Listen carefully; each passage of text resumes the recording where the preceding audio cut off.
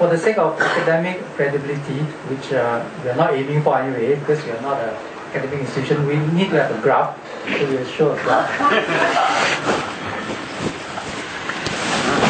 We'll try to think of what's happening and how to sort of like, visualize it, right? And I suppose we can visualize it that way. The old style blocks are firmly at the top of the work quadrant, right? Positive doesn't mean good, okay? So you can flip the chart the other way around. They largely commentary online, right? In a world of their own, an echo chamber. Yawning Friend, not just commentary reporting, but also offline. Also doing reporting, right? But largely online. Even though I would say again, in some of the activities like indignation, when Alex is involved, there's a merger of the two, right? But I can see clearly that the new style blogs, and in particular the online season Wayang Party Club, is more like a, regular newspaper in the sense that there's commentary and reporting, but they also mix in some activism, that they not only report the news being online, but they become newsmakers themselves, right, by going offline. So when they TOC organize the protests about transport fares, they become the news in fact. So, and self-referentially, so they reported by MSM, but self-referentially they report about their own events. Why is this reporting? Why do we keep harping on this reporting thing? Why is it so important? It may seem relatively minor step, but I think that it's a qualitative leap.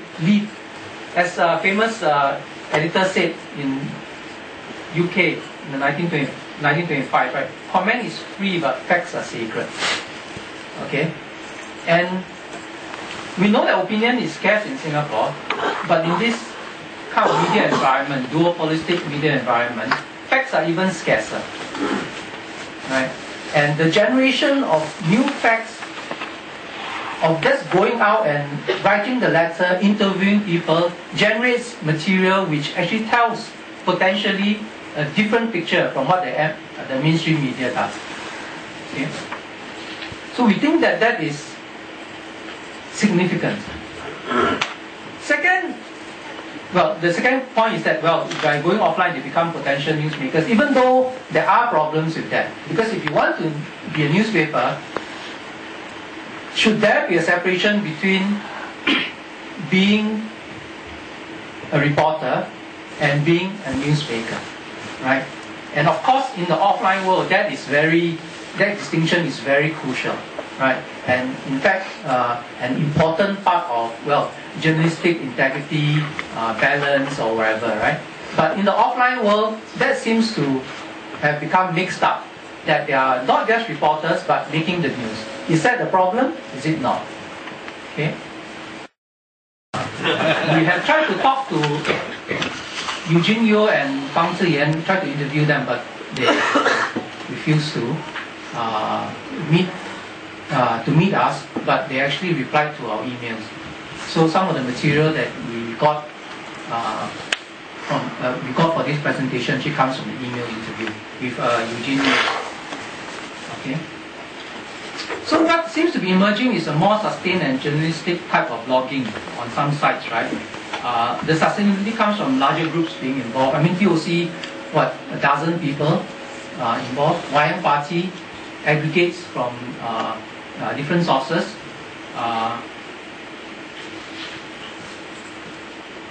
Including SG Politics blog by EJ, and Plans and Preoccupations by Matthew Lee. Even though these two are old style blogs, but they create a sort of critical mass, so that the blogs, that particular site, right, is updated frequently. I mean, whatever you say about Alex, his posts tend to be far in between. Okay, so it doesn't have the sense that it is like a newspaper that there are almost daily updates. Right? So whereas TOC and Wayang Party does give the feeling that it is extremely rich in material. You can find something new every day, right? And that makes them candidates to be online newspapers, right? That you may that may, in the long run, give the mainstream media, stroke traditional media, run for their money. What the new websites can do potentially is, well, set the agenda, and not only that, reframe issues in a way which is different from the mainstream. Right? So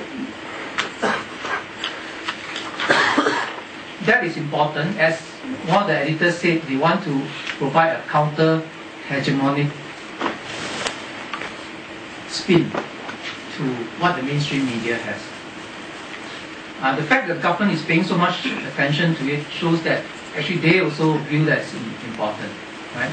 But we feel that there are certain limitations with the websites at the moment. And there are four of them that we want to discuss. First is what we call the online-offline firewall, which exists, we think exists. Right? Although there's a great deal of political material online, you can have dozen articles, usually commentary on the most important scholars of Straits Times every week. Right? This material consumed by a relatively small number of people. Right? We all know that there's a difference between existence of something and its impact. Right? And in the online world so far, what is happening is that it's largely, as the Min says, an echo chamber. Quite a number of academics has accused the internet of being. The majority of the Singaporeans do not know what is happening online in the blogs. Right? If you are in it, you think it's happening, there's so much stuff, the world is changing, right?